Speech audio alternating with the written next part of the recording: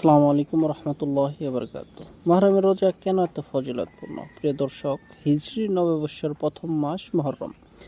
এটি কেবল একটি নতুন বছরের সূচনা নয়, বরং এটি আল্লাহর বিশেষ মর্যাদাপূর্ণ মাসগুলোর অন্যতম। এই মাসের রোজা সম্পর্কে মহানবী সাল্লাল্লাহু আলাইহি ওয়াসাল্লাম বলেছেন, রমজানের পর সবচেয়ে উত্তম রোজা হলো আল্লাহর মাস মুহররমের রোজা। ভাবুন তো, যে মাসকে স্বয়ং আল্লাহর মাস বলে সম্মানিত করা হয়েছে, সেই মাসে একটি নফল ইবাদত আমাদের জন্য কত বড় সৌভাগ্যের কারণ হতে পারে। আশুরার দিনের গুরুত্ব। মুহররম মাসের সবচেয়ে গুরুত্বপূর্ণ দিন হলো 10ই মুহররম, যা আশুরা নামে পরিচিত। এই দিনে আল্লাহ তাআলা তার নবী মুসা আলাইহিস সালাম এবং তার অনুসারীদের ফেরাউনের জুলুম থেকে মুক্তি দিয়েছেন। যখন রাসূল সাল্লাল্লাহু আলাইহি সাল্লাম মদিনায় এসে দেখলেন ইহুদিরা এই দিনে রোজা রাখছে, তখন তিনি কারণ জিজ্ঞাসা করলেন। তারা বলল, এই দিনে আল্লাহ মুসা আলাইহিস সালামকে বিজয় দান করেছেন, তাই আমরা কৃতজ্ঞতা প্রকাশ করে রোজা রাখি। তখন রাসূল সাল্লাল্লাহু আলাইহি সাল্লাম বললেন, মুসা আলাইহিস সালামের অনুসরণ করার ব্যাপারে আমরাই অধিক হকদার।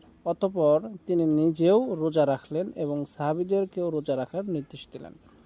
রোজার ফজিলত। আশুরার রোজার মর্যাদা এতটাই মহান যে রাসূল সাল্লাল্লাহু আলাইহি সাল্লাম বলেছেন, আমি আল্লাহর কাছে আশা করি আশুরার রোজা পূর্ববর্তী এক বছরের গুনাহের কাফফারা হবে। এটি আমাদের জন্য এক অপূর্ব সুযোগ।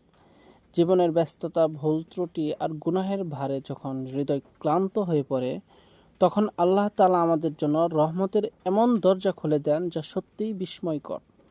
একটি দিনের রোজা, কিন্তু এর প্রতিদান এক বছরের গুনাহ মাফের আশা। তবে মনে রাখতে হবে, এটি ছোটখাটো গুনাহের জন্য প্রযোজ্য। বড় গুনাহ থেকে অবশ্যই আন্তরিক তওবা করতে হবে।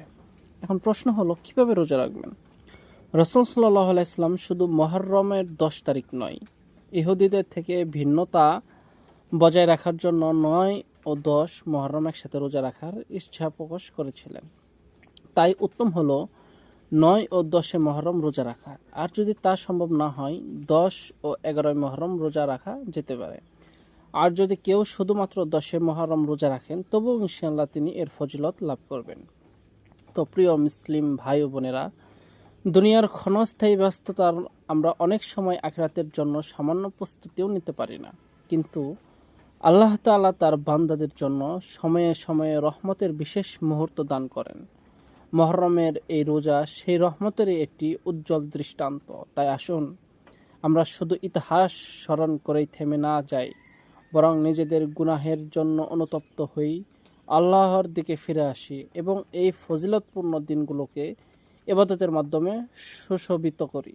আল্লাহ তাআলা আমাদের সবাইকে মুহররমের রোজা রাখার তৌফিক দান করুন এবং আমাদের গুনাহসমূহ ক্ষমা করে দিন। আমিন ইয়া রাব্বাল আলামিন। যারা এরকম নিত্য নতুন ইসলামিক ভিডিও পেতে চান, তারা আমার চ্যানেলটি সাবস্ক্রাইব করে দেবেন এবং যারা ফেসবুক থেকে দেখেন, তারা অবশ্যই ফলো করে দেবেন। আসসালামু আলাইকুম ওয়া রাহমাতুল্লাহ।